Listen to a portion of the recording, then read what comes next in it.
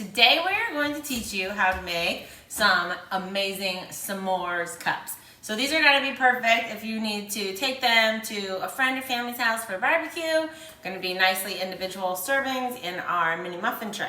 So Roman is going to help me make these yummy treats today because I think he's pretty excited to taste them too. Yes. So, okay, perfect. So first thing we need to do is we need to chop up our graham crackers, and we're going to use our Eco Chop to do so, which is really great. We've got this blade attachment already in here, and we've got 7 graham crackers that we've broken up into small pieces that will fit in the Eco Chop. Yes. If you want to be a little bit exact, I kind of a little bit estimated it because some of them were oh, it's fine.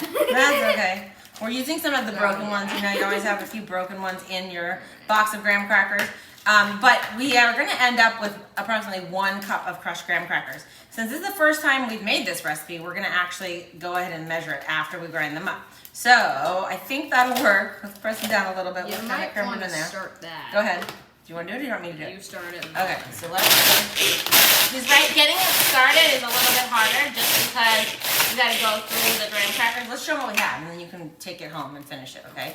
Okay, so here, let me show you what it's done so far. And we're going to let it really grind it up finally. So I'll let Roman do it. It's funny how much... Go ahead.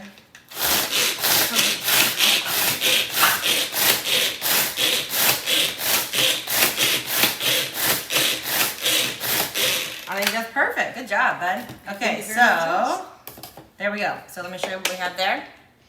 And then I'm going to go ahead and let Roman... Do you want to measure that out for me? Yes, I do. Okay, so we're going to measure 1 cup of crushed graham crackers, and it's going to go into the mixing bowl. Yep. And then while I was doing that, I'm going to measure the butter. So we've got 6 tablespoons of melted butter. Now, I've already melted it in my mini cake mold. I love this mini cake mold for melting in the microwave. It's just perfect. You can see it's a good size.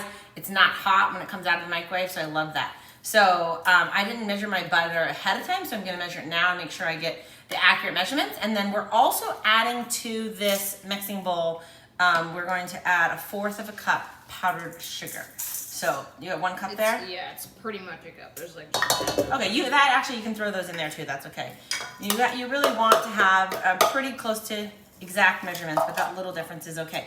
Roman, can you grab for me just a spoon for us to stir this with? Because I really like to dry... Oh, here, buddy, right here. Sorry. Thank you. Okay, so we're going to just stir the dry mixture up first before we add the butter. And then I'm going to add this. We're going to go 1, 2, 3, 4, 5, and 6. Go ahead and mix that up real good, bud. I feel like I recognize this. So yum. Well, we use this in the bottom of like a cheesecake recipe too, which is great. So, okay, so then we're going to put those, we're going to spoon that in a tablespoon at a time into our mini muffin tray. And then we're going to press down with our shaper to form a little cup. And then we're going to throw them in the oven and bake them. It smells so good. Okay, I just finished using the shaper to press down our crumb mixture. And now I'm going to put it in the oven at 350 degrees for 4 to 5 minutes. Or until the edges are browning. Okay, so they're finished baking. They're just starting to brown. And now we have prepped our fillings, which is going to be great. So we've broken the Hershey bars. We're using special dark Hershey's. We love that. And you're going to put 1 rectangle. So Roman, you're going to hold up the Hershey bar so they can see like what we're talking about. Like, yeah. I mean, I think they know, but show them how we break them. So it's basically like how you'd usually crack them up into like the 1 Hershey bar into 4 different ones, like for s'mores, except then you'd break them down into 12 different sections. This like about the size as 1 piece.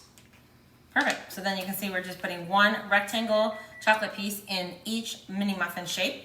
And then we're going to take only half of a marshmallow to put on top. But you know what? Marshmallows are pretty sticky. So to be able to cut these without having a problem is we've got our kitchen scissors dipped in cold water. Perfect.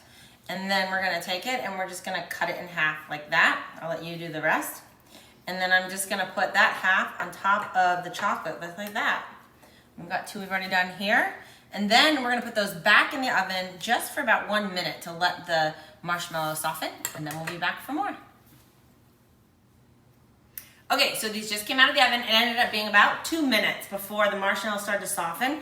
You don't want it to puff up and melt. You want it to just still be kind of soft, okay? So you can see, that's what we have. So now we're gonna let these cool completely. It's gonna take about 15 minutes, and then I'm gonna put them in the freezer to help the chocolate and everything set up more quickly.